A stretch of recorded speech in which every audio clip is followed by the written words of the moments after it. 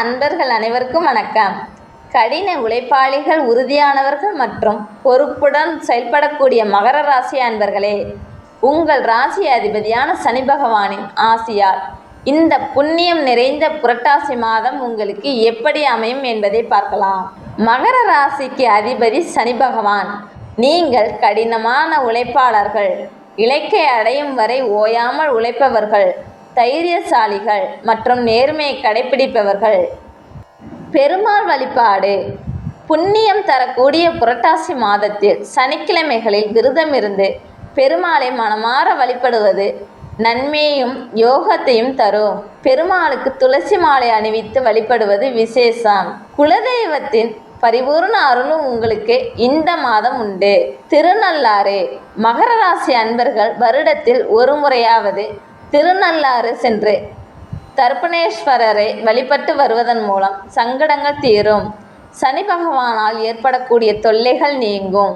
சாதகமான அம்சங்கள். வியாபாரத்தில் நல்ல முன்னேற்றம் இருக்கும். முதலீடு செய்யலாம். அதற்கான கடன்கள், உதவிகள் தக்க சமயத்தில் கிடைக்கும். பெரிய பாதிப்பு இல்லை. இந்த மாதம் பெரிய அளவிலான பாதிப்புகள் எதுவும் ஏற்படாது. நன்றி மறவாத மனம் கொண்ட நீங்கள் எல்லோருக்கும் ஆசானாக விளங்குவீர்கள். உங்கள் இலக்கை அடைய உழைப்பீர்கள். பாதகமான விளைவுகள். வாக்குறுதி. இந்த மாதம் யாருக்கும் வாக்கு கொடுக்காமல் இருப்பது நல்லது. கொடுத்த வாக்கை காப்பாற்ற முடியாமல் போனால் கஷ்டம் ஏற்படலாம். நீண்ட தூர பயணத்தை இந்த மாதம் குறைத்து கொள்ள வேண்டும். தேவையில்லாத விஷயங்களை அதிகம் யோசித்து டென்ஷனை உண்டாக்கி கொள்ளாதீர்கள். கோபத்துடன் எந்த ஒரு விஷயத்தையும் செய்ய வேண்டாம்.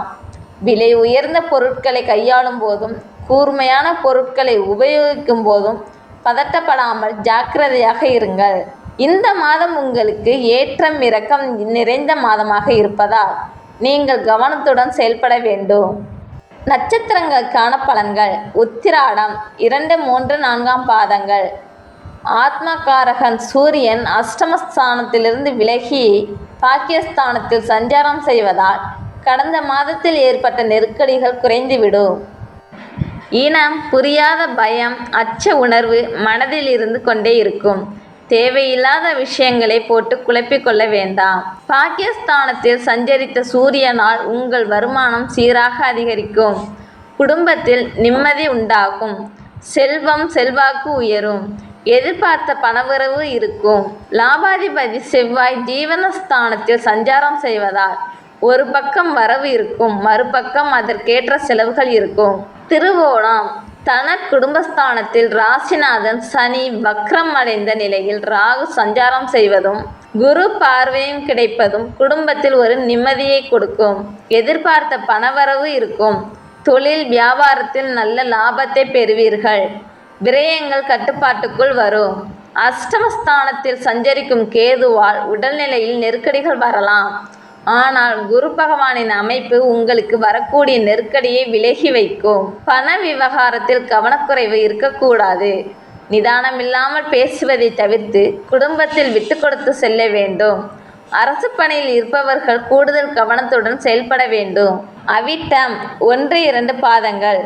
கிடைக்கக்கூடிய வாய்ப்புகளை சரியாக பயன்படுத்தி முன்னேற்றம் அடையக்கூடிய வாய்ப்பு இந்த மாதம் உங்களுக்கு உள்ளது.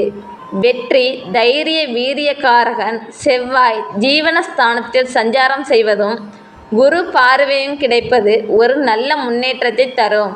புதிய முயற்சிகள் வெற்றி பெறும். வேலை தேடுபவர்களுக்கு எதிர்பார்த்த வேலை கிடைக்கும். அரசு பணியாளர்களுக்கு இடமாற்றம், பதவி உயர்வு கிடைக்கும். காவல்துறையில் இருப்பவர்களுக்கு நீண்ட நாள் கோரிக்கை நிறைவேறும். சொந்த இடம் வீடு வாங்கும் முயற்சி வெற்றி வாய்ப்பு கொடுக்கும். குருவின் பார்வையால் எதையும் எதிர்கொண்டு சமாளிக்கக்கூடிய சக்தி பிறக்கும்.